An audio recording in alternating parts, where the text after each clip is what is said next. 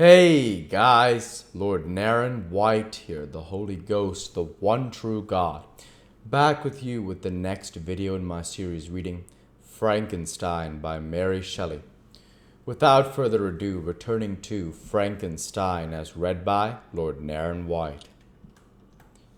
Chapter 16. Cursed Creator, why did I live? Why, in that instant, did I not extinguish the spark of existence which you had so wantonly bestowed? I know not. Despair had not yet taken possession of me. My feelings were those of rage and revenge. I could with pleasure have destroyed the cottage and its inhabitants, and have glutted myself with their shrieks and misery. When night came, I quitted my retreat and wandered in the wood, and now, no longer restrained by the fear of discovery, I gave vent to my anguish in fearful howlings.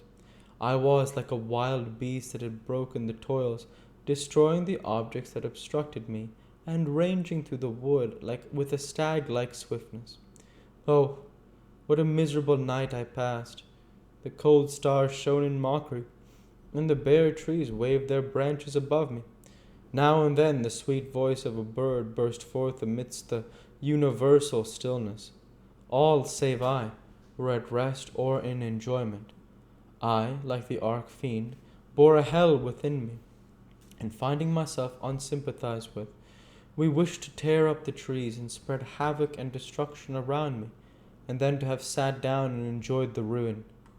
But this was a luxury of sensation that could not endure. I became fatigued with excess of bodily exertion, and sank on the damp grass in the sick impotence of despair. There was none among the myriads of men that existed who would pity or assist me, and should I feel kindness towards my enemies?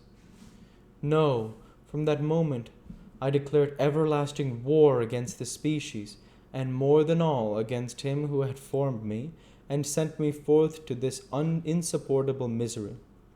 The sun rose, I heard the voices of men, and knew that it was impossible to return to my retreat during that day. Accordingly, I hid myself in some thick underwood, determining to devote the ensuing hours to reflection on my situation. The pleasant sunshine and the pure air of day restored me to some degree of tranquillity, and when I considered what had passed at the cottage, I could not help believing that I had been too hasty in my conclusions. I had certainly acted imprudently. It was apparent that my conversation had interested the father in my behalf, and I was a fool in having exposed my person to the horror of his children. I ought to have familiarized the old De Lacy to me, and by degrees to have discovered myself to the rest of his family, when they should have been prepared for my approach.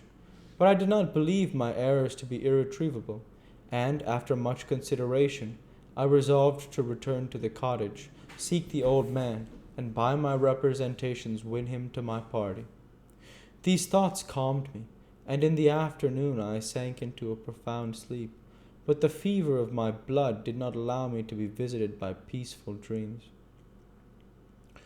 The horrible scene of the preceding day was forever acting before my eyes. The females were flying, and the enraged Felix tearing me from his father's feet.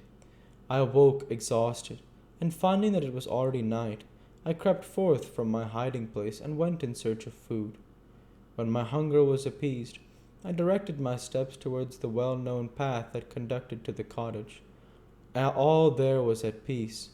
I crept into my hovel, and remained in silent expectation of the accustomed hour when the family arose. That hour passed, the sun mounted high in the heavens, but the cottagers did not reappear. I trembled violently, apprehending some dreadful misfortune. The inside of the cottage was dark, and I heard no motion. I cannot describe the agony of this suspense. Presently, two countrymen passed by, but pausing near the cottage, they entered into conversation, using violent gesticulations, but I did not understand what they said, as they spoke the language of the country, which differed from that of my protectors. Soon after, however, Felix approached with another man. I was surprised, as I knew that he had not quitted the cottage that morning, and waited anxiously to discover from his discourse the meaning of these unusual appearances. "Do you consider," said his companion to him, "that you will be obliged to pay 3 months' rent and to lose the produce of your garden? I do not wish to take any unfair advantage, and I beg therefore that you will take some days to consider of your determination." "It is utterly useless," replied Felix. "We can never again inhabit your cottage. The life of my father is in the greatest danger, owing to the dreadful circumstance that I have related.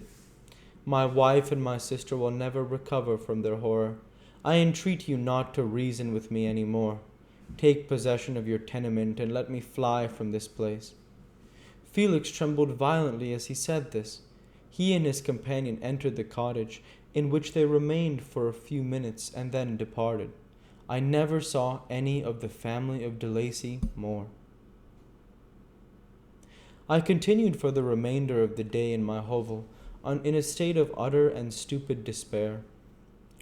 My protectors had departed, and had broken the only link that held me to the world. For the first time the feelings of revenge and hatred filled my bosom, and I did not strive to control them, but allowing myself to be borne away by the stream, I bent my mind towards injury and death. When I thought of my friends, of the mild voice of de Lacy, the gentle eyes of Agatha, and the exquisite beauty of the Arabian, these thoughts vanished, and a gush of tears somewhat soothed me. But again, when I reflected that they had spurned and deserted me, anger returned, a rage of anger, and unable to injure anything human. I turned my fury towards inanimate objects. As night advanced, I placed a variety of combustibles around the cottage, and, after having destroyed every vestige of cultivation in the garden, I waited with forced impatience until the moon had sunk to commence my operations. As the night advanced, a fierce wind arose from the woods and quickly dispersed the clouds that had loitered in the heavens.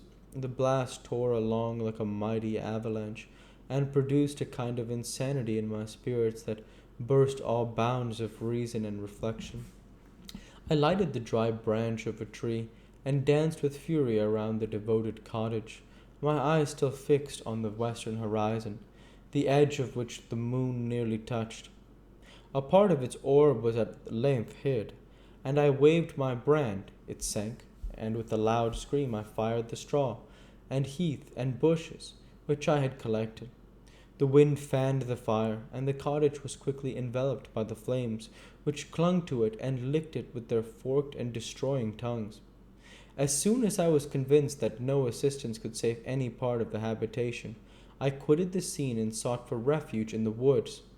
And now, with the world before me, whither I should bend my steps, I resolved to fly far from the scene of my misfortunes. But to me, hated and despised, every country must be equally horrible.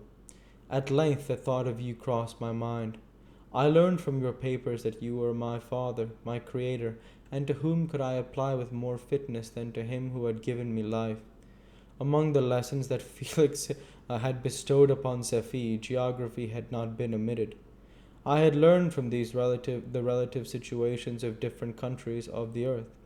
You had mentioned Geneva as the name of your native town, and towards this place I resolved to proceed.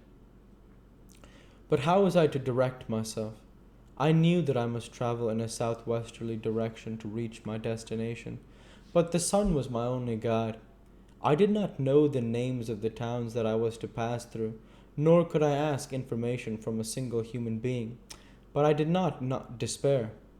From you only could I hope for succor, although towards you I felt no sentiment but that of hatred.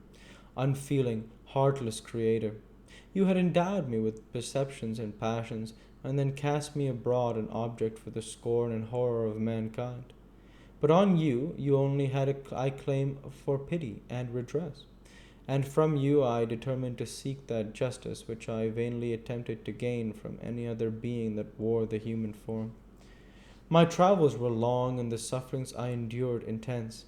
It was late in autumn when I quitted the district where I had so long resided. I travelled only at night, fearful of encountering the visage of a human being. Nature decayed around me, and the sun became heatless rain, and snow poured around me. Mighty rivers were frozen.